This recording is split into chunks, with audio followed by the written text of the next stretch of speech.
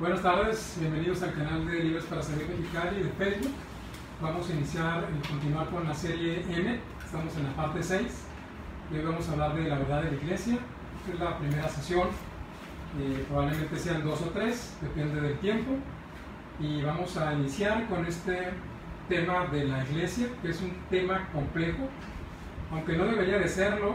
Sin embargo, por la falta de entendimiento de muchos conceptos, la falta de estudiar la lengua hebrea, la falta de estudiar la lengua griega incluso, y el contexto histórico de las escrituras, pues nos perdemos muy fácil en los conceptos y realmente no tenemos el concepto correcto o bíblico de lo que es la iglesia. Iniciamos. Antes que nada, no dejes que la verdad te ofende. Perdón, azúcar. Sí. Más bien deja que la verdad te cambie. Y hay unos principios fundamentales para entender las escrituras. Yo siempre las menciono porque son bien importantes.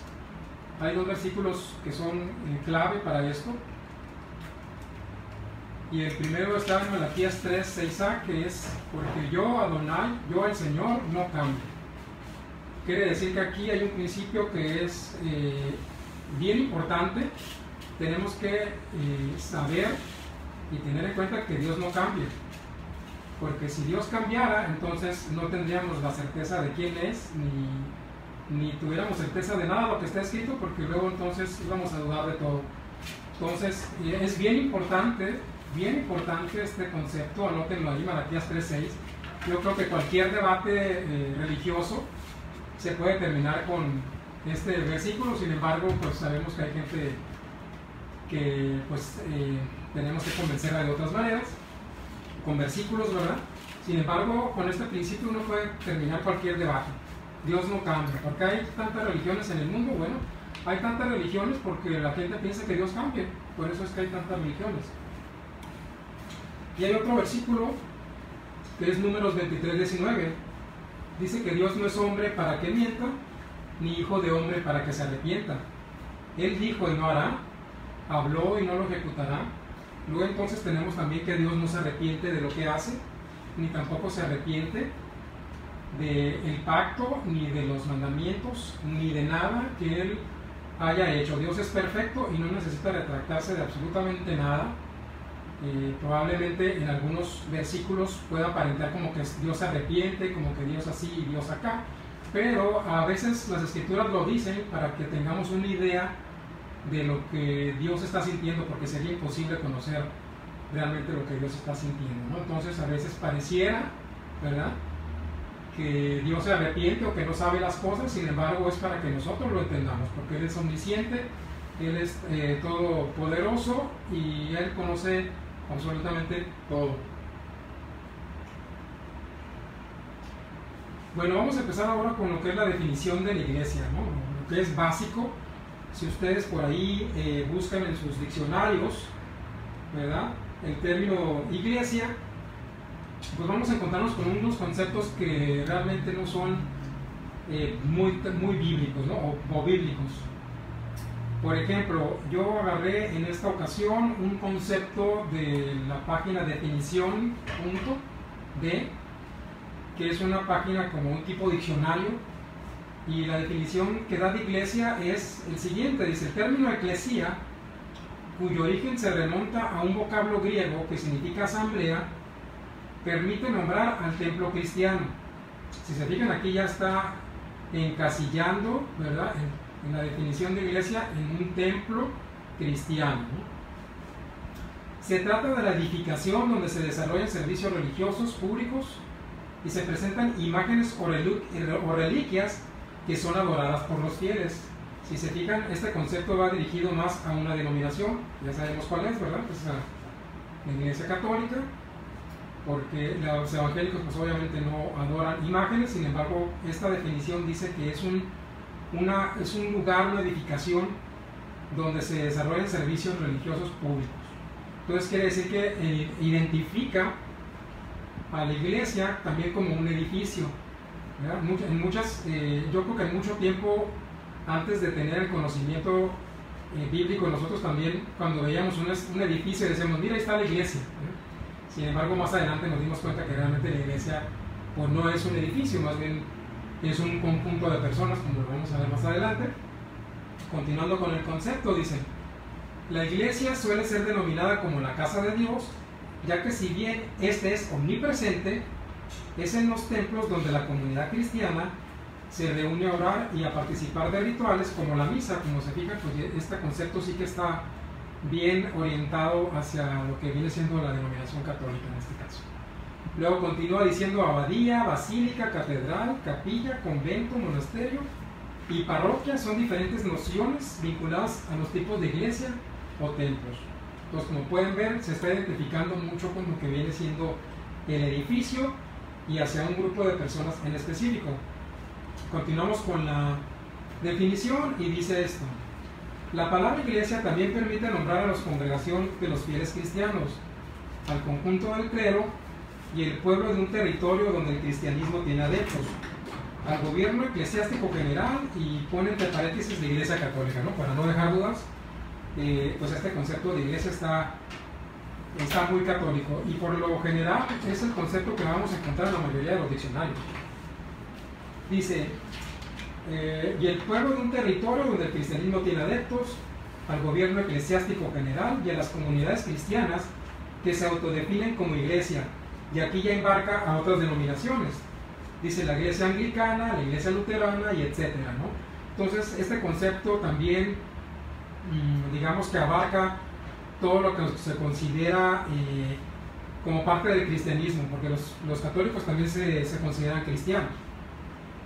Dice: como comunidad en general, la iglesia es el conjunto de todos los cristianos que han recibido el sacramento del bautismo y por lo tanto son reconocidos como hijos de Dios. Los miembros de la iglesia creen en Cristo como Salvador y Mesías.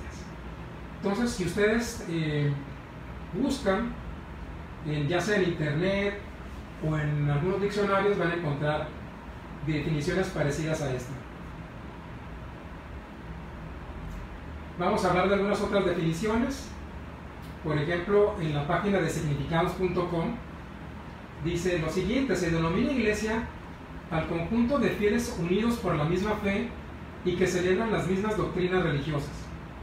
También es el edificio que consagran a Dios y que se le dedican culto, ¿no? Quiere decir que también la mayoría de los conceptos va a abarcar lo que viene siendo la iglesia cristiana de cualquier denominación y lo que es el edificio. Por otro lado, el término iglesia se aplica a las diversas dimensiones en que se fraccionó el cristianismo: iglesia católica, iglesia ortodoxa, iglesia anglicana, iglesia griega, iglesia maronita, entre otras. En cuanto a su constitución e institución, todas las iglesias tomaron forma social, ya que no hay sociedad que no pueda subsistir sin la autoridad, y en cuanto a su institución, representa un sistema de preceptos dogmáticos, ritos y creencias. El diccionario de la Real Academia Española también da esta definición de la iglesia. Dice: del latín tardío eclesia y del griego eclesia, propiamente asamblea. Congregación de los fieles cristianos en virtud del bautismo, ¿no? Aquí ya ahora sí que nos embona en lo que viene siendo cristianos que se bautizan, ¿no? Conjunto del clero y pueblo de un país donde el cristianismo tiene adeptos. Iglesia latina, griega, estado eclesiástico que comprende a todos los ordenados, gobierno eclesiástico general del sumo pontífice, concilios y prelados, y como se fijan, otra vez está dirigiéndose un poco más al concepto católico. Cabildo de las catedrales o colegiatas, diócesis, territorio y lugares de la jurisdicción de los prelados, ¿no? Que son términos también pues muy católicos. Conjunto de los súbditos de una iglesia, diócesis, cada una de las comunidades cristianas que se definen como iglesia. Este concepto también, o esta definición del diccionario de la Real Academia Española, pues también abarca algunas otras iglesias cristianas, ¿no? Aquí menciona la iglesia luterana, la iglesia anglicana, la presbiterana. También identifica al edificio como si fuera una iglesia, ¿verdad? Templo cristiano, inmunidad del que se acoge a lo sagrado, ¿no? Todo esto. Y pues la pregunta es, ¿dónde queda Israel en esta definición? ¿Dónde queda? La verdad es que ninguno lo mencionó. Si ustedes se fijan, ninguna definición, por lo menos de los sitios más populares o diccionarios, identificaron a la iglesia con Israel. Vamos a ver entonces qué es la iglesia, ¿verdad? ¿Tiene Dios dos esposas, Israel y la iglesia? ¿Existen dos pueblos de Dios? ¿Es verdad que la iglesia cristiana reemplazó a Israel? Esos son algunos de los temas que vamos a ver durante esta sesión o durante esta serie, y vamos a tratar de darle respuesta a cada una de estas preguntas con versículos bíblicos, ¿verdad? Basados todos en conceptos bíblicos. Hay dos herramientas bien importantes, ¿verdad?, que para mí me han servido de mucha ayuda para poder estudiar a más profundidad la palabra de Dios. Una es el diccionario Strong, el famoso diccionario Strong, y otro es el diccionario expositivo de palabras del Antiguo y Nuevo Testamento exhaustivo de Vine.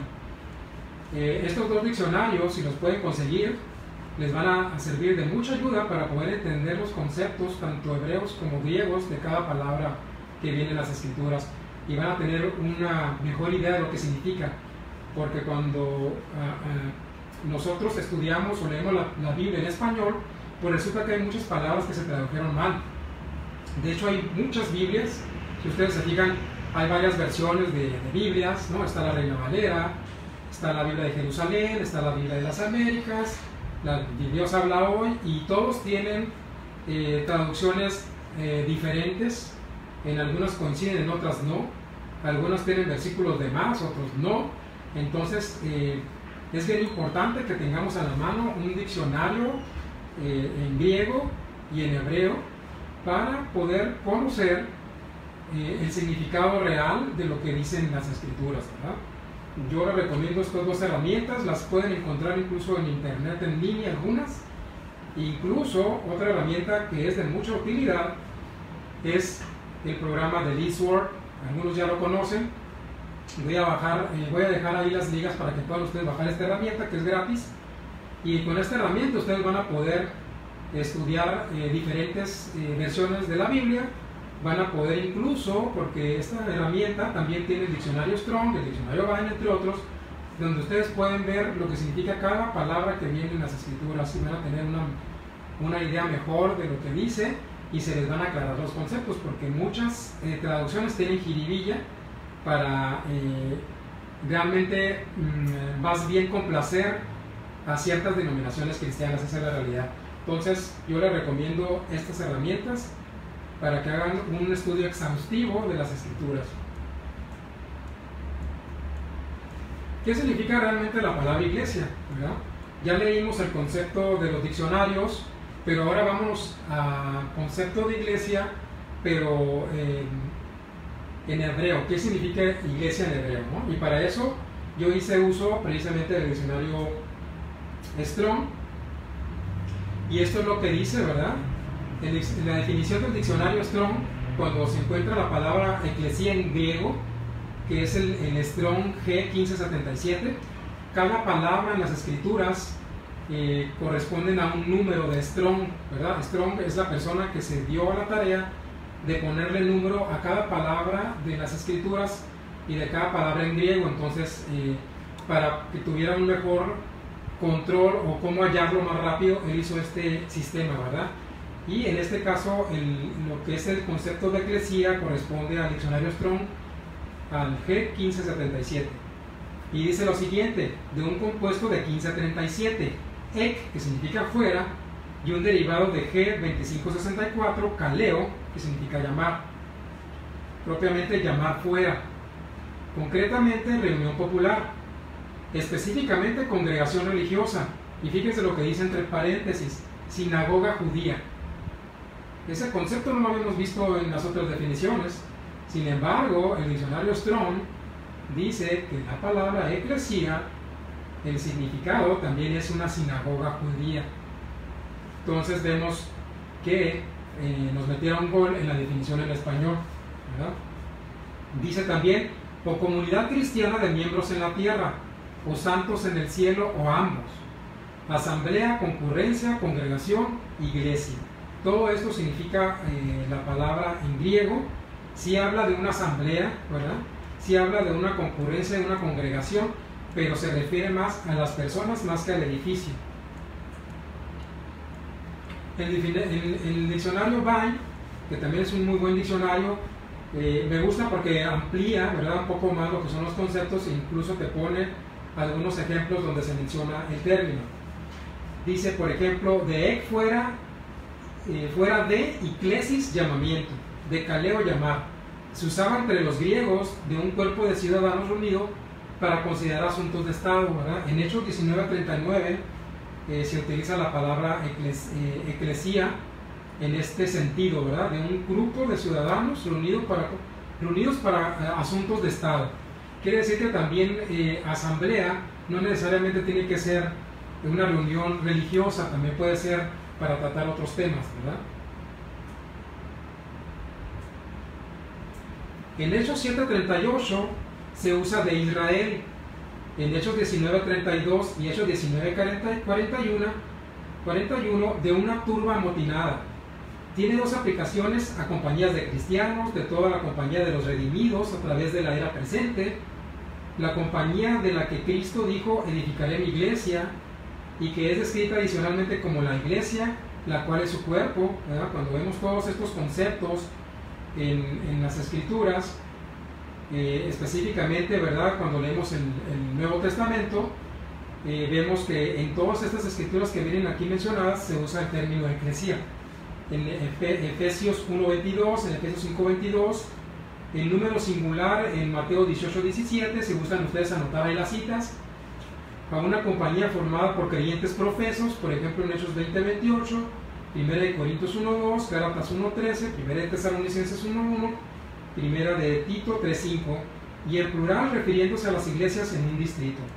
Entonces vemos que por lo general el término eclesía sí se usaba en relación con un grupo de creyentes, de personas que creían, ¿verdad? Hay una aparente excepción en Hechos 9:31, donde en tanto que la Reina Valera traduce iglesias, parece sin embargo señalar a un distrito, pero la referencia es claramente a la iglesia tal como estaba en Jerusalén, de donde había justo sido dispersada. Quiere decir que en el Nuevo Testamento, cuando estamos hablando de la iglesia que está en Israel, a las sinagogas que estaban allí, se está refiriendo y está usando el término eclesía, iglesia, porque no había iglesias cristianas en Jerusalén, no existía tal cosa, el cristianismo todavía no existía como tal, había puras sinagogas, y esas sinagogas eran llamadas eclesias, ¿verdad? Cuando vemos hablar de sinagogas o de lugares donde se reunían para estudiar las escrituras, eso es el término eclesía. En Hechos 8:1, también en Romanos 16:23, que Gallo fuera hospedador de toda la iglesia, ahí también se refiere, ¿verdad? Incluso a las personas que se reúnen en una casa se le consideraba eclesía. Sugiere que la asamblea en Corinto se reunía generalmente en su casa, donde también Pablo moraba, ¿verdad? Todos estos conceptos es lo que nos dice el diccionario Vine, ¿verdad?, con respecto a lo que viene siendo eclesía. Se traduce también como congregación en Hebreos 2:12, en Hebreos 12:23, en lugar de su traducción usual de iglesia, ¿no? O sea que cuando vemos la palabra iglesia en las escrituras puede también traducirse como congregación en español o como iglesia, o como el grupo de creyentes. En la Biblia llamada Septuaginta se usa para designar a la congregación de Israel, convocada para cualquier propósito determinado, o una reunión considerada como representativa de la nación toda, ¿verdad?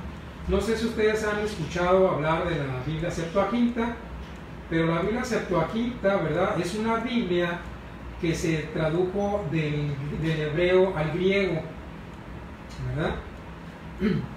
Es una Biblia que está en griego totalmente. Aquí hay una de las páginas de esta Biblia, como la pueden ver, está en griego, y vamos a hablar ahorita sobre esta Biblia, ¿no?, que es la Septuaginta. La Biblia griega, comúnmente llamada Biblia Septuaginta o Biblia de los 70, y generalmente abreviada simplemente LXX, es una traducción en griego koiné de los textos hebreos. Koiné pues es una forma nomás de decir común, ¿verdad?, o el griego común, el griego, la lengua griega corriente que se usaba en esos tiempos. Dice que es una traducción en griego koiné de los textos hebreos y arameos de la Tanaj o Biblia hebrea. Y cuando hablamos de Tanaj nos estamos refiriendo exclusivamente a lo que se le conoce como el mal llamado Antiguo Testamento. La Tanaj es única y exclusivamente el Antiguo Testamento, o Biblia hebrea, dice aquí. Representa una síntesis en que se subraya el monoteísmo judío e israelita, así como el carácter universalista de su ética.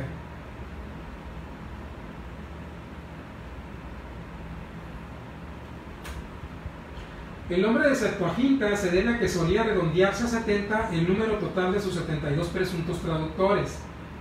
La carta de Aristeas presenta como un hecho histórico una antigua versión de acuerdo con la cual, por instrucciones de Ptolomeo II Filadelfo, del año 284 al 246 a.C., un monarca griego de Egipto le pidió a 72 sabios judíos enviados por el sumo sacerdote de Jerusalén, y trabajaron por separada en la traducción de los textos sagrados del pueblo judío, ¿verdad? Se supone que se convocó a 70 o a 72 de los judíos más sabios que estaban en Jerusalén para hacer una traducción de la que viene siendo lo que lo conocemos como el Antiguo Testamento, del hebreo al griego. Según dice la leyenda, ¿verdad? Porque es una leyenda, que después que cada uno de estos 70 ancianos tradujo las escrituras, y que al momento de que todos se reunieron, todos tenían la misma traducción, todos lo tradujeron exactamente igual. Eso es lo que dice la tradición, que fue algo que sucedió de manera religiosa. Lo cierto es que la Biblia Septuaginta, ya sea que la haya hecho los 70 o no sabios, o que haya coincidido o no, el libro en realidad existe, ¿verdad? Existió este documento, ¿verdad? Y existe todavía copias de esta Biblia. Dice que para su formación la mayoría de los escritos sagrados judíos debieron ser vertidos de sus originales hebreos y arameos al griego. Su traducción inició en el siglo III a.C. y terminó hacia el siglo II a.C. Quiere decir que de los libros que venían en el Septuaginta se le fueron agregando con el tiempo, ¿verdad? Se tenían pues todo lo que viene siendo lo que se le conoce como la Torá, ¿verdad? Los primeros 5 libros, ¿verdad? Lo que es Génesis, lo que viene siendo Éxodo, Levítico, Deuteronomio y Números, todos estaban traducidos, y parte de lo que viene siendo jueces, todo lo que viene siendo reyes y parte de los profetas, incluso los salmos, eran parte de esta Septuaginta. Más adelante se le agregó el libro de Macabeos, ¿verdad? Y más adelante vamos a hablar del tema de los Macabeos, que es un tema muy interesante, y estudiar los Macabeos es clave para entender a los grupos religiosos que existían en la época de Yeshua, en la época de Jesús.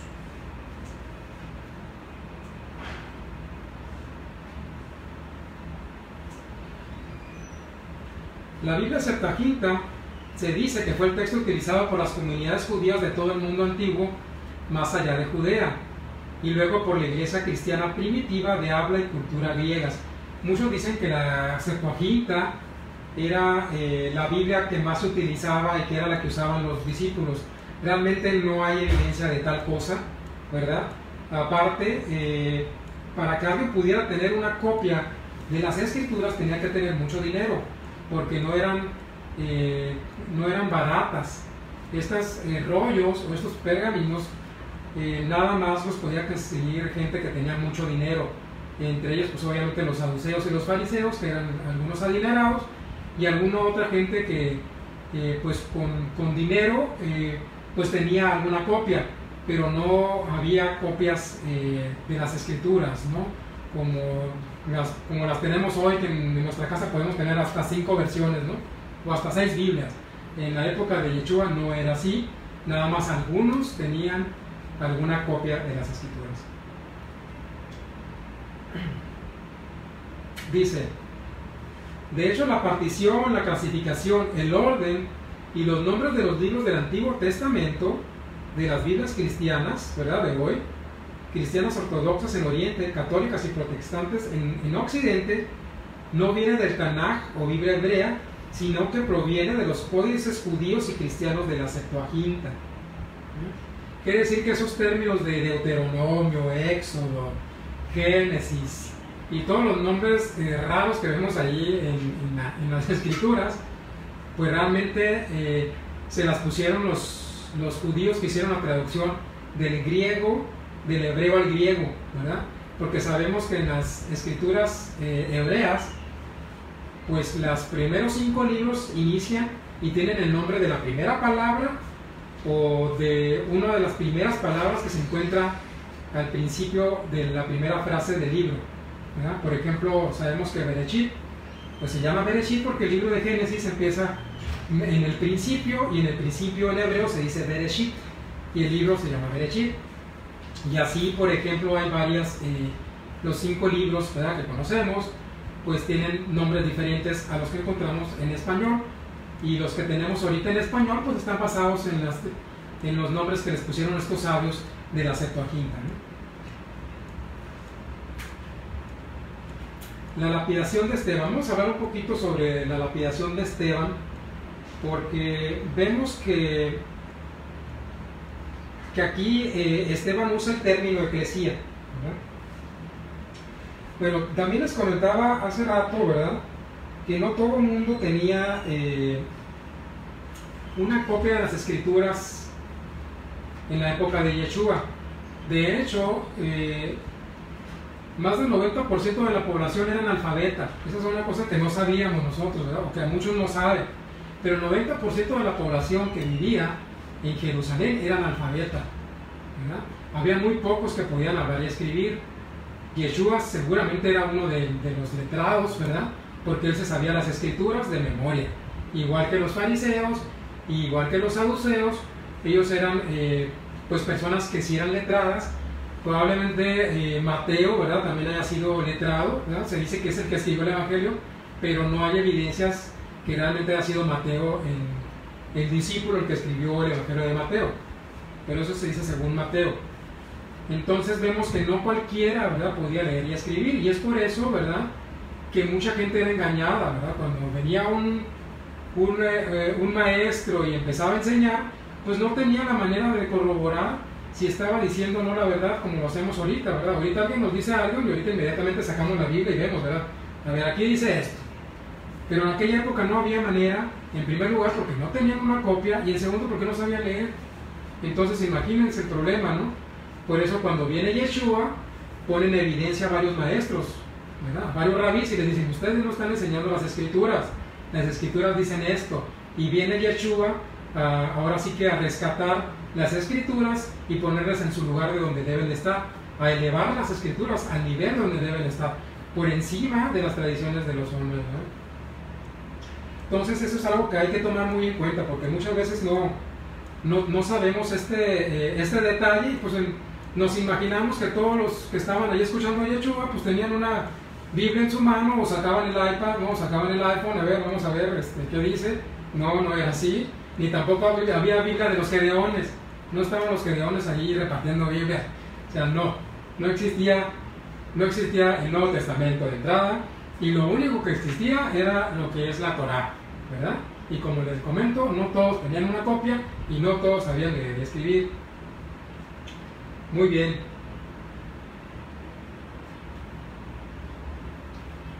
Pero ¿dónde inició la ruptura entre el judaísmo del primer siglo y el así llamado cristianismo? ¿Dónde empezó esa ruptura? Vamos a empezar más adelante a hablar de este tema, pero antes quiero leer este versículo de la lapidación de Esteban. En Hechos 7:38, aquí está hablando Esteban antes de ser lapidado, ¿verdad? Dice: este es aquel Moisés que estuvo en la congregación en el desierto con el ángel que le hablaba en el monte Sinaí. Ahí sabemos que antes de que Esteban fuera lapidado, él se aventó un discurso para compartir del Mashiach, ¿verdad? Y empieza a hablar desde Abraham, y luego se va a hablar de los pactos, habla de Moisés, y aquí cuando llega a esta parte, él dice que Moisés estuvo en la eclesía. A ver cómo me explican eso. ¿Quiere decir que la eclesía ya existía desde la época de Moisés? Pues efectivamente así es. De hecho, cuando les mencioné lo de la Septuaginta, el término que usa la Septuaginta para asamblea y para referirse a Israel es el término eclesía precisamente, ¿no? Dice Esteban: este es aquel Moisés que estuvo en la congregación, eclesía, en el desierto con el ángel que le hablaba en el monte Sinaí y con nuestros padres, y que recibió palabras de vida que darnos. Quiere decir que aquí tenemos evidencia del Nuevo Testamento de Esteban de que eclesía se está refiriendo al pueblo de Israel. Eclesía, iglesia, Israel vienen siendo conceptos que son sinónimos. La Septuaginta, como les comenté, regularmente usa el término griego eclesía para referirse a Israel. Es claro que al igual que Esteban, aquellos que vivieron en el primer siglo estaban bien conscientes de que el concepto bíblico de eclesía, es decir, iglesia, se refería a la nación de Israel, y que cuando los apóstoles utilizaban el término eclesía, se referían a ese mismo Israel y no a un nuevo ente separado de Israel, ¿verdad? Como se cree en la mayoría de las denominaciones cristianas. Ahora vamos a estudiar el término, pero en hebreo, ¿verdad? ¿Qué significa el término en hebreo? Y en hebreo, asamblea se dice kahal, ¿verdad? Quiere decir que cuando hicieron la traducción, los 70 sabios de la Septuaginta vieron el término kahal en hebreo y lo tradujeron como eclesía. Luego, ya que se tradujo en español, ya se tradujo como iglesia. ¿Okay? Entonces vamos a ver qué dice el diccionario Vine con respecto a lo que viene siendo la definición de iglesia en hebreo, que es kahal. Y significa efectivamente asamblea, congregación. Aparece 123 veces en todos los periodos del hebreo de la Biblia. En muchos contextos, el vocablo significa una asamblea que se congrega para planificar o llevar a cabo un consejo de guerra. Como les digo, también el término no propiamente es para una reunión religiosa, también se puede utilizar para otro tipo de reuniones, como en este caso un consejo de guerra, pero principalmente se utiliza para referirse al pueblo de Israel en general. A menudo kahal sirve para denotar una reunión para juzgar o deliberar, incluso también. A veces kahal representa a todos los varones de Israel con derecho a ofrecer sacrificios al Señor. Fíjense qué interesante está este concepto. Los únicos con derecho a pertenecer a la asamblea eran varones que estaban ligados ritualmente bajo el pacto, que no eran ni extranjeros, residentes no permanentes, ni residentes permanentes no hebreos. En Números 16 se pone de manifiesto que la asamblea consistía de una comunidad adorante y votante.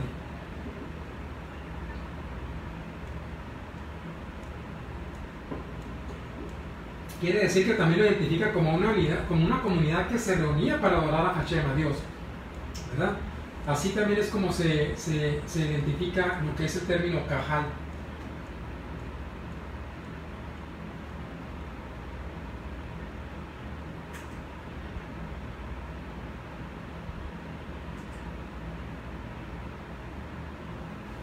En otros pasajes el término kahal significa todo el pueblo de Israel. Fíjense, todo el pueblo de Israel. La primera vez que se usa el vocablo tiene también un significado de un grupo grande.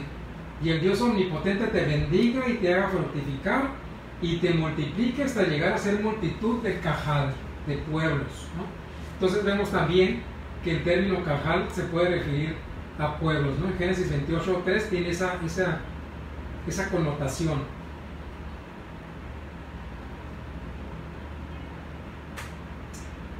Todos somos una sola nación, Israel, la iglesia. Entonces vemos que en Israel, en el Antiguo Testamento, en el mal llamado Antiguo Testamento, en el hebreo Tanaj, se usó el término kahal para iglesia. Luego en la Septuaginta se usó el término eclesía para iglesia. En el Nuevo Testamento nosotros somos Israel, nosotros somos la iglesia, ¿verdad? Y tenemos que identificarnos como tal. El concepto de iglesia no es nuevo.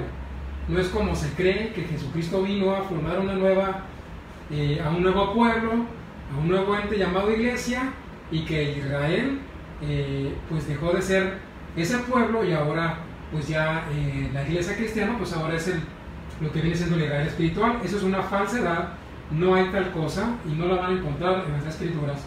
Eso es un concepto falso. Iglesia es Israel, iglesia. El término iglesia ya existía desde el desierto, como lo acabamos de leer, y en la Septuaginta confirma efectivamente que el término iglesia se refiere al pueblo de Israel. Por lo tanto, no hay un ente nuevo y la iglesia no se formó a partir de Jesucristo. Lo que pasa es que como no conocemos los conceptos, ¿verdad?, en griego y en hebreo, que es lo que le estaba yo comentando en un principio, pues nos vamos a inventar lo que nos dicen en la mayoría de las congregaciones, ¿verdad? No sé cuántos de ustedes ya sabían esto, Pero yo cuando era parte de otras denominaciones evangélicas, a mí nunca me enseñaron esto.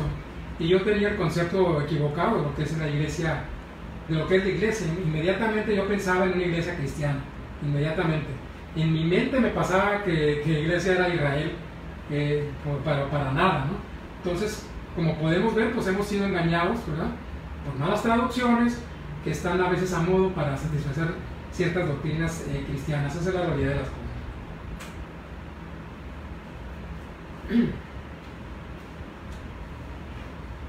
Es importante notar que en hebreo el término kahal, ¿verdad?, pues se refiere a lo que viene siendo lo que es Israel. Luego entonces, de estas definiciones podemos concluir que el término iglesia en el Nuevo Testamento, ¿verdad?, es decir, eclesía en griego y kahal en hebreo, se utiliza para referirse a un grupo de ciudadanos reunidos con un propósito específico, es decir, una congregación o asamblea, términos intercambiables a través de todo el Nuevo Testamento, a todos los redimidos, al grupo de creyentes que componen el cuerpo de Cristo, a las iglesias de un distrito o sinagogas,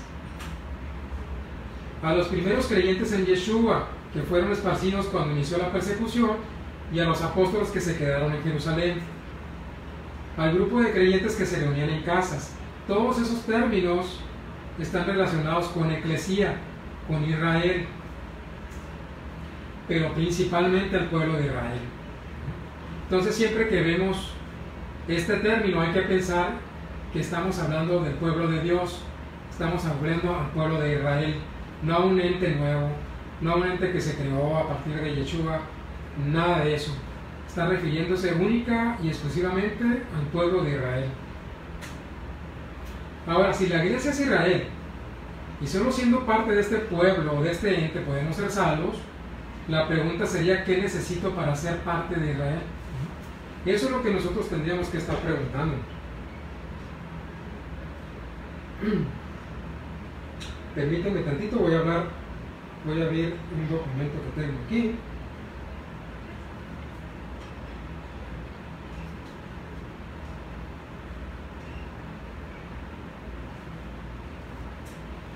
Y vamos a continuar.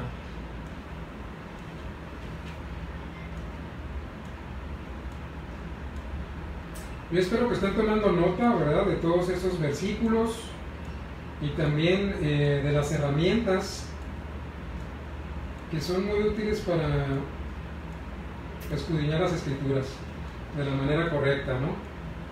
Si no tenemos estas herramientas y nada más tenemos una traducción en español, pues vamos a terminar creyendo lo que nos dicen, ¿verdad?, en muchas otras doctrinas, pues que no están en la verdad, ¿verdad?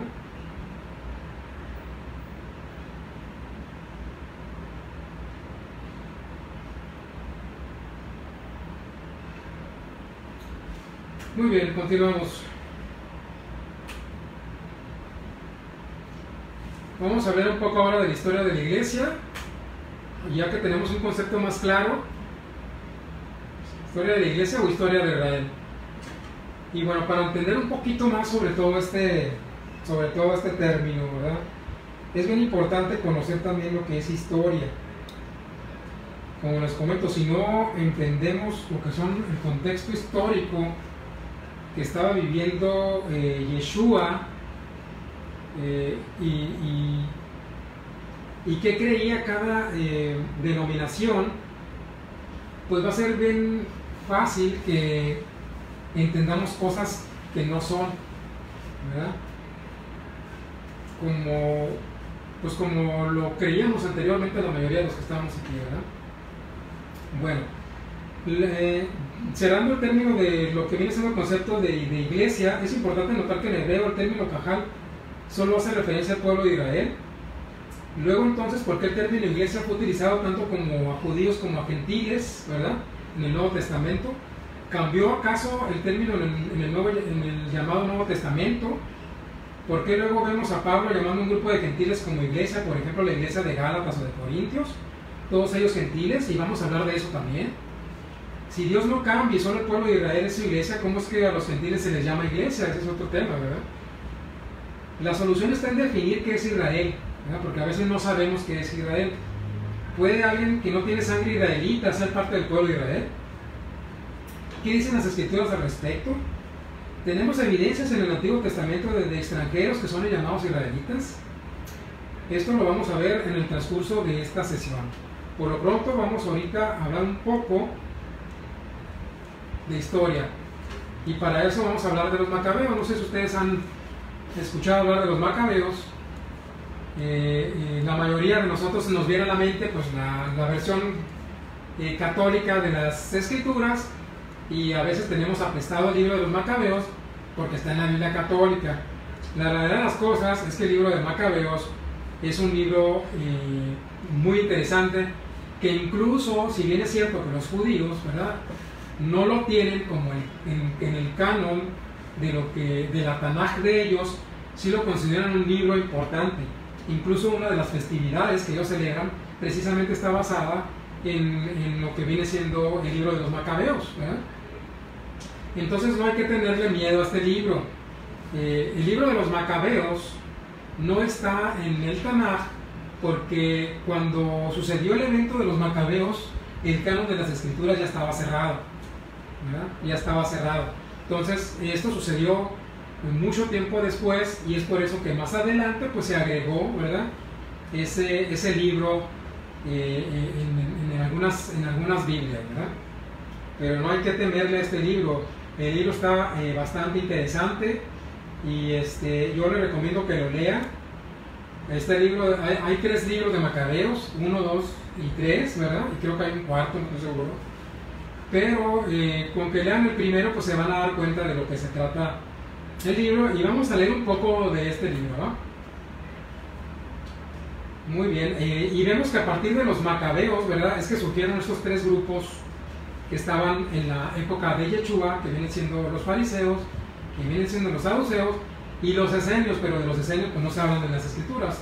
Los esenios era una comunidad que se le conoce como la comunidad de Qumran.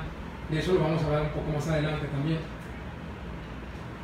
Ahora, para poder ubicarnos, ¿verdad?, en qué época sucedió este evento de los Macabeos, pues necesitamos saber en qué año, ¿verdad? Vamos a ubicarnos, ¿no? Sabemos que hubieron varios imperios y civilizaciones a través de la historia. Vemos que Egipto, por ejemplo, fue del año 1567 al 341. Luego vemos que Asiria del 740 al 612. Vemos también que Asiria pues conquistó parte de Israel. Luego también estuvo el Imperio Babilónico, que también conquistó a la otra parte de Israel. Luego vino Persia, luego de ahí Grecia, luego de ahí viene lo que viene siendo el reino Seleucia, que no es tan famoso, ¿verdad? Por la mayoría conocemos los que mencioné ahorita al principio, pero el Seleucia por lo general casi nadie habla de este periodo, ¿no? ¿Y quiénes eran los Seleucidas? Bueno, los Seleucidas eran un grupo de emperadores, ¿verdad?, o de jefes militares de Alejandro Magno. Cuando Alejandro Magno murió, pues todos los jefes militares que él tenía, pues se agarraron de chongo y se empezaron a dividir provincias de Grecia, y a este periodo se le conoce como Seleucida, ¿verdad?, el periodo Seleucida. Y finalmente pues ya conocemos que después de este imperio Seleucida, que también es griego, ¿verdad?, vino el Imperio Romano, pero el evento de los Macabeos sucedió durante este periodo, ¿no?, del año 312 a.C. Hasta el año 63. Bueno, no, ahí hay un error, no es 63 después de Cristo, debe haber sido el 26 antes de Cristo. Muy bien, los Macabeos, en hebreo Macabim, constituyeron un movimiento judío de liberación que luchó y consiguió la independencia de Antíoco IV Epífanes, rey de la helénica dinastía Seleucida, sucedido por su hijo Antíoco V Eupato. El imperio Seleucida fue un imperio helenístico, es decir, un estado sucesor del imperio de Alejandro Magno, en estos años de 312 al 63 a.C. Vamos a leer un poco del libro de Macabeos, ¿verdad? Acuérdense que si ustedes quieren tener conocimiento, pues que hay que leer mucho. Hay gente que no le gusta leer, ¿verdad? Por eso es que la gente se engañaba muy fácil. Y desgraciadamente la mayoría de las iglesias está llena de gente que nada más le gusta que le digan todo ya masticadito y no se ponen a estudiar, no se ponen a leer, y entonces tenemos a mucha gente pues ignorante, vaya, es cierto, en muchas iglesias. Entonces la palabra de Dios nos dice que escudriñemos, ¿no? Que escudriñemos la palabra, y escudriñar no más es leer por encimita, es escudriñar así como lo estamos haciendo ahorita, con palabra por palabra, el contexto histórico, todo esto, no es importante. Entonces no se vayan a enfadar, ¿verdad? Ahí nada más relájense y vamos a empezar a leer un poco sobre el libro de Macabeos, que a mí se me hace un libro bastante interesante. Y dice lo siguiente, ¿verdad? Y aquí explicando, acuérdense, estamos en el periodo Seleucida, el imperio que surgió a la caída, a la muerte de Alejandro Magno. Y dice así, en Macabeos, en el libro 1, capítulo 1, dice: Alejandro el Macedonio, hijo de Filipo, que ocupaba el trono de Grecia, salió de Macedonia, derrotó y suplantó a Darío, rey de Persia y Media, entabló numerosos combates, ocupó fortalezas, asesinó a reyes, llegó hasta el confín del mundo, saqueó innumerables naciones. Cuando la tierra quedó en paz bajo su mando, su corazón se ensoberbeció y se llenó de orgullo. Reunió un ejército potentísimo y dominó países, pueblos y soberanos, que tuvieron que pagarle tributo. Pero después cayó en cama, y cuando vio cercana la muerte, llamó a los generales más ilustres, educados con él desde jóvenes, y le repartió el reino antes de morir. A los 12 años de reinado, Alejandro murió, y sus generales se hicieron cargo del gobierno, cada cual en su territorio. Al morir Alejandro, todos ciñeron la corona real, y después lo sucedieron sus hijos durante muchos años, multiplicando las desgracias en el mundo. De ellos brotó un vástago perverso, Antíoco Epífanes, hijo del rey Antíoco. Había estado en Roma como rehén y subió al trono el año 137 de la era Seleucida. Todo esto viene en el libro de Macabeos. Dice que este emperador, ¿verdad?, Antíoco Epífanes, cuando volvía de conquistar Egipto, el año 143, subió contra Israel y Jerusalén con un fuerte ejército. Entró en arrogancia en el santuario, robó el altar de oro, el candelabro y todos sus accesorios, la mesa de los panes presentados, las copas para la libación, las fuentes, los incensarios de oro, la cortina y las coronas. Arrancó todo el decorado de oro de la fachada del templo. Se apoderó también de la plata y el oro, la vajilla de valor y los tesoros escondidos que encontró, y se lo llevó todo a su tierra, después de haber causado una gran masacre y de lanzar palabras insultantes. Entonces vemos que este sinvergüenza de Antíoco Epífanes, ¿verdad?, llegó a Jerusalén y pues fue contra el templo, lo profanó y se llevó todo lo que había allí, ¿verdad?, todo lo que había de valor. Y después dice que el rey decretó la unidad nacional para todos los súbditos de su imperio, obligando a cada uno a abandonar su legislación particular. Aquí él ya empezó a imponer sus propias leyes, ¿verdad? A diferencia de Alejandro Magno, fíjense, Alejandro Magno cuando conquistaba un lugar, él permitía que siguieran profesando su religión y sus creencias, ¿verdad? Por eso es que Alejandro Magno pudo dominar tanto, ¿verdad? Porque de alguna manera permitió, ¿verdad?, que los pueblos conquistados continuaban con su religión, ¿verdad? Y entonces así él podía mantener esa paz. Pero a diferencia de Alejandro Magno, este sinvergüenza de Antíoco Epífanes, pues empezó, ¿verdad?, a imponer su propia ley. Dice que estaba obligando a cada uno a abandonar su legislación particular. Todas las naciones se sometieron a la orden del rey, e incluso muchos israelitas adoptaron la religión oficial. Quiere decir que muchos israelitas, ¿verdad?, judíos, empezaron a simpatizar incluso con estas doctrinas pues paganas, ¿verdad?, de Antíoco Epífanes. Dice, e incluso muchos israelitas adoptaron la religión oficial, ofrecieron sacrificios a los ídolos y profanaron el Shabbat. El rey despachó correos a Jerusalén y a las ciudades de Judá con órdenes estrictas tenían que adoptar las costumbres extranjeras, se prohibió ofrecer en el santuario holocaustos, sacrificios y libaciones, guardar los shabbats y los moedim, o sea, las fiestas. Todo esto lo prohibió. No sé a qué les suene a ustedes, pero parece que estoy leyendo el Apocalipsis, porque este Antíoco Epífanes es un tipo del anticristo, y esto es lo que va a venir a ser precisamente el anticristo, ¿verdad? Se mandaba contaminar el santuario y a los infieles, construyendo altares, templos y capillas para el culto idolátrico, así como sacrificar cerdos y otros animales impuros. Tenían que dejar incircuncisos a los niños y profanarse a sí mismo con toda clase de impurezas y profanaciones, de manera que olvidaran la Torá, la ley, y cambiaran todas las costumbres. El que no cumpliese la orden del rey sería condenado a muerte. Fíjense, o sea, hacía él y adrede todas estas cosas para que el pueblo se contaminara, ¿verdad? Era algo realmente perverso lo que estaba haciendo, y él quería que se olvidaran de la ley. Fíjense que es lo que, curiosamente, muchas denominaciones es lo que quieren hacer, quieren olvidarse de la Torá.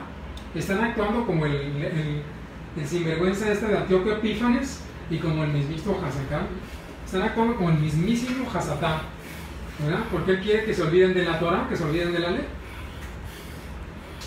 El día 15 de diciembre del año 145, el rey mandó poner sobre el altar de los holocaustos un altar pagano. Fíjense nomás. Ya estaba profanando totalmente el templo. Y fueron poniendo altares por todas las poblaciones judías del contorno.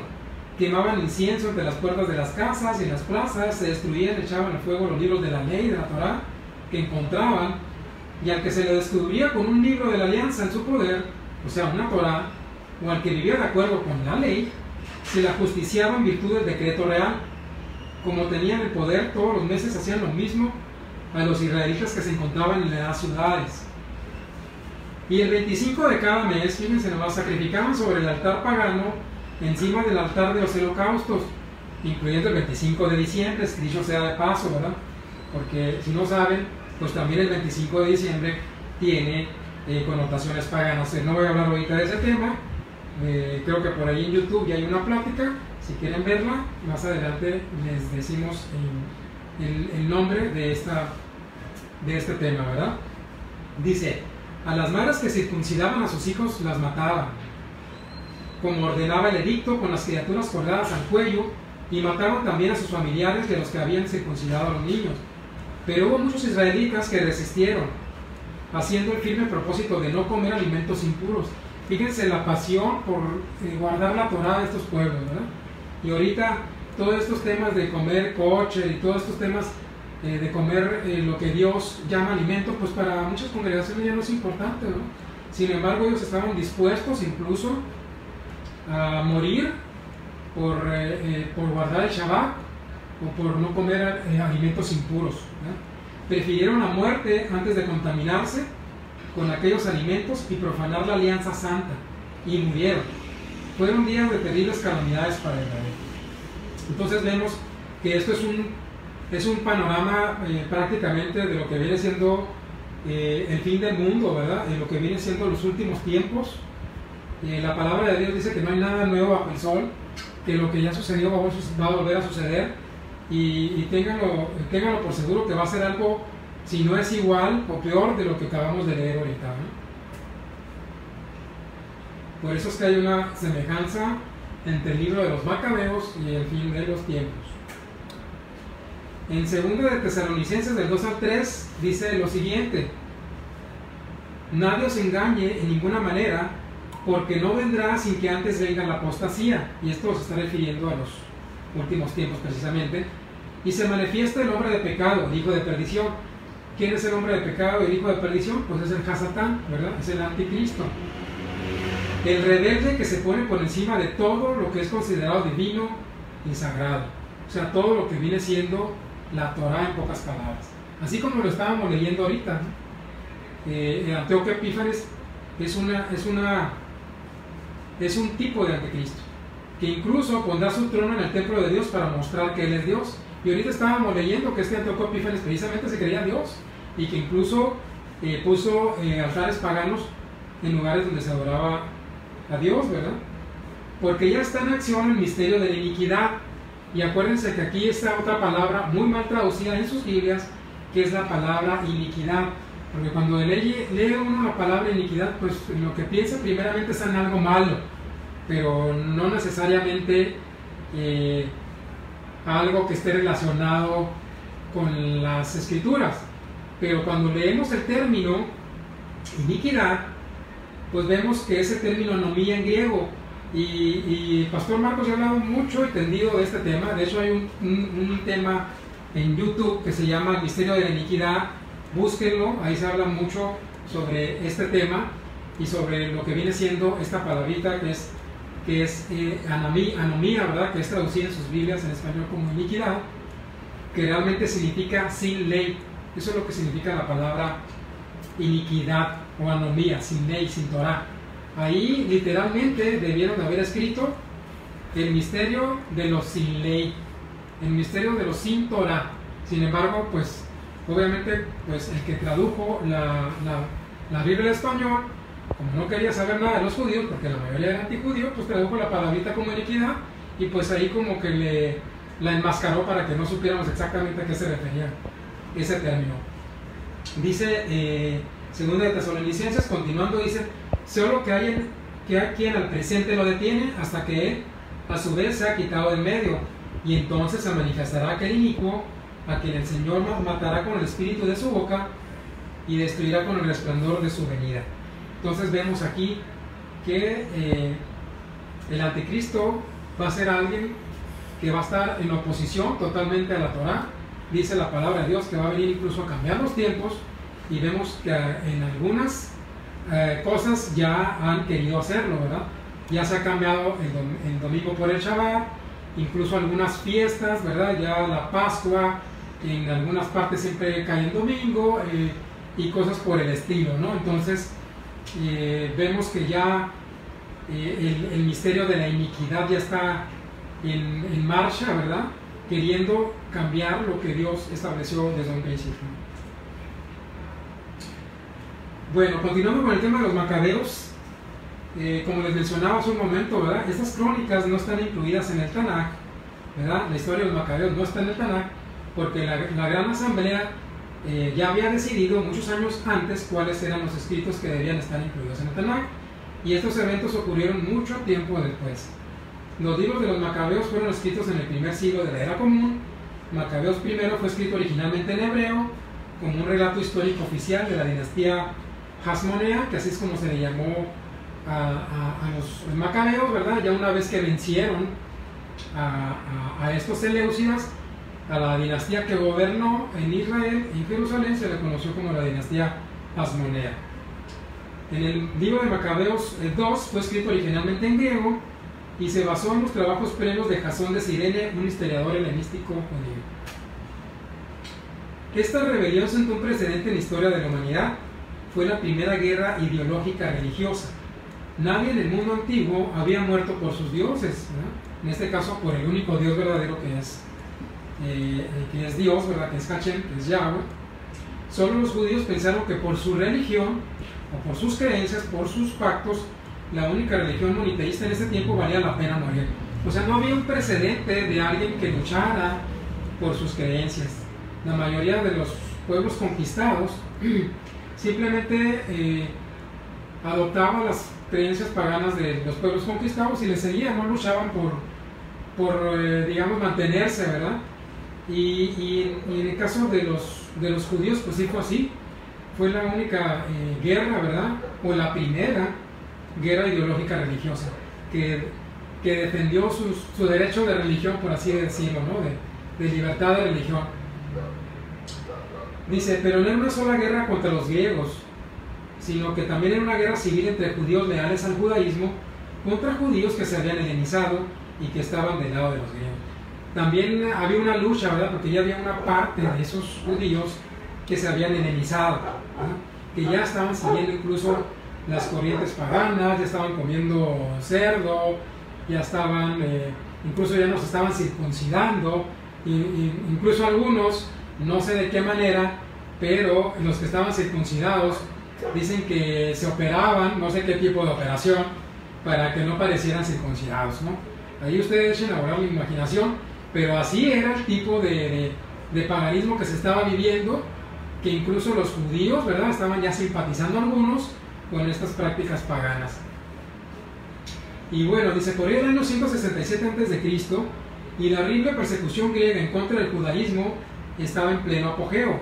Las tropas griegas aparecieron en la ciudad de Modín, en Jerusalén, y exigieron que los judíos ofreciesen un cerdo a los dioses griegos. El anciano de la ciudad, Matitya, que era Cohen, o sea, de la clase sacerdotal, Cohen es sacerdote en hebreo, se rehusó y dijo lo siguiente: incluso si todas las naciones que viven bajo el gobierno del rey le obedecieran y hubieran elegido cumplir con sus órdenes, abandonando cada uno la religión de sus padres, de todos modos mis hijos, mis hermanos y yo viviremos de acuerdo al pacto de nuestros padres. No obedeceremos la palabra del rey, alejándonos de nuestra religión, de la Torah, ni a la izquierda ni a la derecha.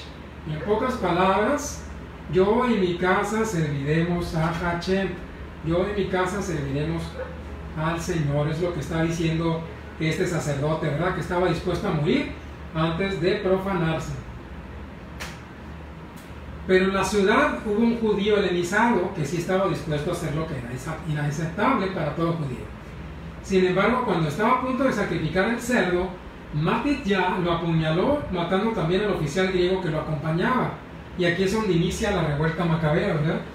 Era tanto el hastío y tanto ya el coraje de ver a tantos judíos paganizados y luego profanando el templo, que este sacerdote ya no aguantó más, le ganó el celo así como a Pinjas y fue y mató a este judío pagano, ¿verdad? Y también al oficial griego que lo acompañaba, ¿no?, para ver si cumplía con la orden. Dice que luego huyeron a las colinas, donde organizaron un ejército de guerrilla que era liderado principalmente por Yehudá, el mayor de los hijos de los macabeos, a quien llamaron Macabeo, que significa el martillo, ¿verdad? Macabeo significa el martillo, ¿no? Entonces, este hijo mayor de Matitya fue el que lideró esta revuelta en contra de los seleucidas, ¿verdad? No sabemos exactamente cuál era el tamaño de este ejército macabeo, pero incluso los más optimistas estiman que no eran más de 12.000 hombres, o sea, eran poquitos. Este pequeño ejército se enfrentó contra el ejército griego, que tenía más de 40.000 hombres. Imagínense, eso sí fue algo realmente milagroso, ¿no? 12.000 contra 40.000, pues échenle ustedes pluma ahí y se van a dar cuenta de que nada más pudieron haber subsistido por la mano de Dios, ¿verdad?, este ejército. Los griegos no solo tenían superioridad numérica, sino que también eran soldados profesionales, por los que contaban con equipamiento, entrenamiento y una manada de elefantes, que eran los tanques del mundo antiguo, ¿no? Los judíos eran ampliamente superados en número, estaban mal entrenados, se tenían poco equipamiento y obviamente pues no tenían elefantes, ¿no? Pero lo que les faltaba de entrenamiento y equipamiento lo tenían en espíritu. Amén. La revuelta judía de los macabeos duró 25 años y tuvo una gran cantidad de bajas en ambos lados, hasta que los griegos seleucidas llegaron finalmente a un acuerdo de paz con los griegos. Dijeron, bueno, pues no podemos con ustedes, pero bueno, vamos a hacer un acuerdo, ¿no? Después de los 3 primeros años, los judíos lograron reconquistar Jerusalén, encontraron que el templo había sido profanado y que había sido convertido en un santuario pagano, en cuyo altar se sacrificaban cerdos. Imagínense nomás qué desgracia, ¿no? Animales impuros sacrificados en el lugar santísimo. Cuando volvieron a entrar al templo, lo primero que hicieron fue intentar encender una menorá improvisada, ya que la menorá original, que era de oro puro, había sido derretida por los griegos. Pero solo encontraron un frasco de aceite puro con el sello especial. Y esto que viene es tradición, ¿verdad? Dicen que usaron este aceite para encender la menorá, la cual milagrosamente se mantuvo encendida durante 8 días hasta que alcanzaron a prensar aceite fresco y llevarlo al templo. Posteriormente los macabeos purificaron el templo y lo reinauguraron el 25 de Kislev, que es la fecha del calendario hebreo en la que los judíos celebran los 8 días de Hanukkah. La palabra hebrea Hanukkah significa inauguración. Entonces vemos que de aquí viene la tradición de celebrar Hanukkah, que tiene que ver principalmente con la rededicación del templo. El quitar todo eso pagano que habían traído los griegos, los seleucidas, purificarlo y reinaugurarlo para adorar al único Dios verdadero, que es Adonai de los ejércitos, ¿verdad? Ellos limpiaron todo, volvieron a poner todo como estaba. Incluso dicen que la roca donde se sacrificaba el cerdo la rompieron totalmente y la sacaron hacia afuera, la destruyeron y trajeron una nueva que no estuviera profanada, para empezar con otra vez los sacrificios que Dios ordena en su Torah. Y así fue como es que los macabeos pues pudieron, ¿verdad?, vencer los seleucidas y pudieron dedicar el templo y poder practicar otra vez la Torah en ese lugar. Entonces, como vemos, es una historia muy padre, muy al estilo de los jueces, ¿verdad? Es la historia de los macabeos. Y no hay que tenerle miedo al libro, ¿verdad? Sí es cierto que está en el libro de Católica, pero no porque esté ahí es un libro que le vamos a tener miedo, que es un libro apestado, para nada, para nada. Incluso hay libros que están en la iglesia, en la Biblia católica, que son rescatables, ¿verdad? Entonces hay que tener sentido común nada más, ¿ok? Entonces yo les recomiendo que lean el libro. Hay más información y más detalles de esta guerra, ¿no?, entre judíos y seleucidas. Y bueno, aquí pareciera que todo fuera miel sobre hojuelas, los macabeos reinaron en Jerusalén y todo fue feliz para siempre, como dicen. Pues no, como todo reino, ¿verdad?, creado por hombres, pues obviamente pues hay divisiones, y después de esto pues no iba a ser la excepción. Bueno, Hanukkah, volviendo un poquito a este tema, es una de las dos festividades que fueron agregadas al calendario judío por los rabinos. Celebran dos tipos de milagros, ¿verdad? Primero, también celebran la victoria militar del pueblo, del pequeño ejército judío frente a los griegos, y también la victoria espiritual de los valores judíos por sobre los valores griegos. Las velas de Hanukkah simbolizan precisamente esta victoria espiritual, ¿no? Eso es lo que dice la tradición. Nosotros sí lo festejamos por el significado de celebrar la reinauguración del templo, que está 100% enfocado a la adoración del único Dios verdadero, ¿verdad? Entonces nosotros nos da gusto, ¿verdad?, celebrar que hubo un tiempo en que el templo se volvió a levantar para volver a adorar a Dios. Es algo que hay que celebrar, no es obligatorio, no son de las 7 fiestas que ordena Hashem. Sin embargo, nosotros nos reunimos por el motivo de darle gracias a Dios por por haber permitido, ¿verdad?, esta victoria, e incluso, ¿verdad?, aprovechar para hablar también que nuestro cuerpo es templo del Espíritu Santo y que tenemos que estar reinaugurándolo y estar quitando lo que no es profano de nuestras vidas, ¿verdad?, de todo lo que contaminamos a veces nuestros cuerpos con cosas que no debemos, ¿no? Entonces, nosotros sí lo hacemos, y todo es enfocado obviamente en adorar al Señor. Ahora, una vez que los macabeos, fíjense, los macabeos todos eran levitas, todos eran sacerdotes. Entonces, cuando Yehudá o Judá Macabeos logró derrotar al ejército seleucida, él se proclamó rey, ¿verdad? Y ahí es donde empezaron los problemas. O sea, ¿quién debía de reinar en el trono? ¿Los macabeos, que eran levitas y lideraron la revuelta? ¿O los judíos, o sea, los de la tribu de Judá, legítimos herederos del trono de acuerdo a la promesa de David? Y aquí es donde empezaron los problemas, ¿verdad?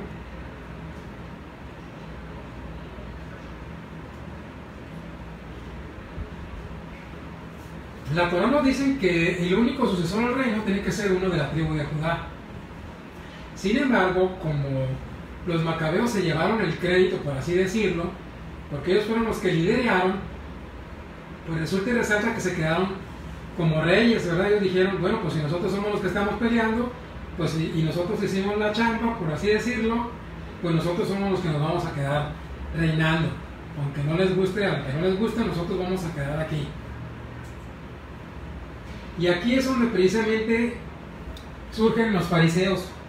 Nosotros cuando pensamos en los fariseos, luego los vemos como, ay, estos diablos, ¿no? Los fariseos, los enemigos de Yeshua. Pues no necesariamente es así. De hecho, pues, la palabra fariseo significa, es la palabra paruchim en hebreo, que significa separatista, ¿verdad? ¿Y separatista de qué? Pues separatista de lo que viene siendo, por así decirlo, lo religioso y lo político, ¿verdad? Si se fijan en Israel, siempre había una separación entre lo que era político y religioso. Todo lo que era relacionado con lo religioso, con el templo, el que estaba al frente era la tribu de Leví. Y quien estaba al frente de lo que era lo político, pues era lo que era la tribu de Judá, ¿no? En este caso con David y su descendencia. Había una separación, pero uno solo no podía hacer las dos cosas. De hecho, Dios, Hashem lo prohibió, ¿verdad? Él no le dejó toda la chamba a una sola tribu. Él escogió a los levitas para que se hicieran cargo del templo y luego escogió a la tribu de Judá para que se hiciera cargo de todo lo relacionado a lo político, ¿no? Entonces, los fariseos que surgieron a través de esta inconformidad, porque los macabeos se quedaron con el reinado o como reyes, ellos se nombraron paruchim o separatistas, ¿no? Que son lo que conocemos traducido al español como fariseos, para reclamar que ellos no podían estar gobernando ahí. Tenía que haber uno de la tribu de Judá. Entonces aquí es donde surgen dos grupos políticos religiosos. El primer grupo no está de acuerdo en que los macabeos reinen, dado que son levitas, y el rey debe ser de la tribu de Judá, de acuerdo al pacto de David, de acuerdo a la Torá. A este grupo más tarde pues se le conoció como los fariseos. El segundo grupo cuenta con la simpatía del rey macabeo, ¿verdad? Y convenientemente deciden seguir solo la Torá para no tomar en cuenta el pacto davídico. Fíjense nomás qué conveniente, ¿no? Pareciera que ya todo iba a ser normal como en los tiempos de David, después de haberle ganado a los seleucidas, pero no fue así. Ya que llegó al poder, ¿verdad? El rey macabeo de la tribu de Leví decidió deshacerse de todos los libros de la Torá y nomás quedarse con los primeros 5 libros, ¿verdad? Convenientemente, ¿verdad? Porque el pacto de Abraham y el pacto de David pues ya están en lo que se le conoce como la Haftará, o lo que se le conoce como la historia de los reyes, ¿no? De Israel. Ahí en el libro de Primera y Segunda de Samuel y en Primera y Segunda de Reyes viene el pacto que hace Dios con David, ¿verdad? Y que le promete que la descendencia, que en el rey, que en el reinado siempre va a haber uno de su descendencia. Siempre va a haber un rey de la tribu de Judá. Así tiene que ser porque ese fue el pacto. Entonces lo que hicieron los macabeos cuando llegaron al poder y se autoproclamaron reyes, es dijeron, bueno, pues ¿cómo arreglamos esto? Bueno, pues no vamos a seguir la Torá, nos vamos a deshacer de Deuteronomio para adelante, nos deshacemos, ¿verdad? De todo eso. Entonces se quedaron nada más con la pura Torá, ¿no? Con lo que viene siendo Génesis, con Éxodo, con Levítico, con Números y con Deuteronomio. Y lo demás pues ya no me conviene porque ya se habla de otros pactos que a mí no me interesan y pues no me convienen, así que yo me quedo nada más con la Torá. Entonces, estos dos grupos que surgieron fueron primeramente los fariseos, que estaban en desacuerdo con los macabeos, y luego surgieron lo que son los sardoquitas, que los conocemos en la Biblia como los saduceos, ¿verdad? Ellos se hacían llamar sadoquitas porque supuestamente, según ellos, venían de la descendencia del sacerdote Sadoc de la época del rey Salomón, ¿verdad? Entonces, Sadoc también viene de la palabra sadik, que viene siendo justo, ¿verdad? Entonces, ellos se les llamaba sadoquitas, ¿verdad? O sadikim, primeramente porque según ellos venían del rey Salomón, ¿verdad? De la época del rey Salomón, del sacerdote Sadoc. Pero más adelante vamos a ver que estos saduceos eran los más sinvergüenzas de todos los grupos religiosos que existían durante la época de Yeshua, y vamos a hablar más de este tema más adelante. No sé si la vamos a alcanzar, yo creo que no, porque queda poco, pero vamos a primero nada más sentarnos los precedentes para que cuando hablemos en la próxima sesión, ya ubicados en la época del Mashiach, de Yeshua, de Jesús, vamos a saber ya tener bien identificado quiénes eran los fariseos y quiénes eran los saduceos. Bueno, los macabeos comenzaron una nueva dinastía de gobierno en Israel, la dinastía Asmonea, la cual duró 103 años y estuvo marcado tanto por una gran expansión territorial como por un terrible declive moral y religioso. Como todo lo que empieza bien, pues, más adelante pues se viene a contaminar, ¿verdad? Y luego vemos también que otra de las cosas que hicieron mal los macabeos fue que empezaron a conquistar otras provincias y les impusieron que siguieran la Torá a esos ciudades paganas, fíjense nomás, obligarlas a seguir Torá, entonces a la fuerza, ¿no? Eso es una de las cosas que hasta ahorita los judíos critican de los macabeos, ¿no? Que les impusieron la Torá a algunos pueblos, incluso a los samaritanos, ¿verdad? Se les impuso que siguieran la Torá. Curiosamente, ¿no? En aquella época los samaritanos ya eran paganos. Sin embargo, cuando sucedió todo este tema de los seleucidas, ganaron los macabeos y luego llegaron con los samaritanos para imponerles la Torá. Uno de los gobernantes asmoneos, Alexander Yanai, estaba muy helenizado y estaba del lado de los saduceos y en contra de los fariseos, la corriente principal judía. Cuando algunos de los fariseos se le opusieron, hizo que 800 de ellos fueron ejecutados después de forzarlos a ver el asesinato de sus familias. Fíjense además que sádico, ¿no? Durante las ejecuciones, Alexander Yanai brindó un banquete al estilo griego. Entonces vemos que los macabeos empezaron bien, luego se fueron degenerando hasta paganizarse en su totalidad, ¿no? Y vemos que los fariseos pues no siempre fueron los malos que vemos en las escrituras, ¿no? Porque inmediatamente pensamos en fariseo y inmediatamente pensamos en los que estaban en contra de Jesús, de Yeshua, ¿no? Pero no fue siempre así. Incluso de los grupos religiosos en la época de Jesús, los fariseos eran los más los más apegados a la Torá. Años más tarde reinó Salomé Alejandra, del 76 a 67 a.C., pasó a ser la única monarca mujer en la historia de Israel. Bajo su mando se vivió un tiempo de paz y gracias a ella la secta de los fariseos, enemigos de los anteriores reyes, pudieron consolidarse y adquirir importancia. Los fariseos tenían la simpatía del pueblo, por lo que la reina adquirió el aprecio de todos y le dio la fisonomía al judaísmo de las generaciones futuras. Entonces vemos aquí que más adelante, ¿verdad? Esta reina, que también era de alguna manera pues macabea, de alguna manera favoreció a los fariseos y pudieron consolidarse ya como un grupo respetable, como un grupo que es el que hasta la época de Yeshua se consolidó como uno de los grupos que tenía buena reputación y que enseñaban la Torá, ¿no? A diferencia pues de otros, ¿no? Entonces vemos que los fariseos no hay que verlos como un grupo satánico, vaya, por así decirlo, no. Los fariseos tenían una razón de ser y los fariseos tenían un amor también por la Torá. Más adelante sí agregaron tradiciones, pero no siempre fue así, ¿no? Entonces vamos a tratar de ubicarlos bajo este concepto y aquí nos vamos a detener. Ya se nos acabó el tiempo, espero que no se hayan aburrido. Acuérdense que si quieren aprender, que si quieren tener conocimiento y escudriñar las escrituras, se tiene que leer mucho. Se tiene que investigar varios libros, varias fuentes, se tiene que conocer el hebreo, se tiene que conocer el griego, y no que sean unos eruditos, vaya, yo no soy un erudito del griego ni del hebreo, sin embargo hay muchas herramientas que nos permiten conocer estas lenguas. Entonces yo les invito, ¿verdad?, a que hagan uso de ellas. Ya les di algunas herramientas al inicio.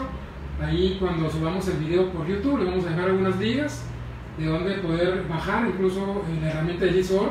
Con esa herramienta van a aprender como ni se imagina y con eso pues les va a servir mucho para que ustedes continúen con sus estudios.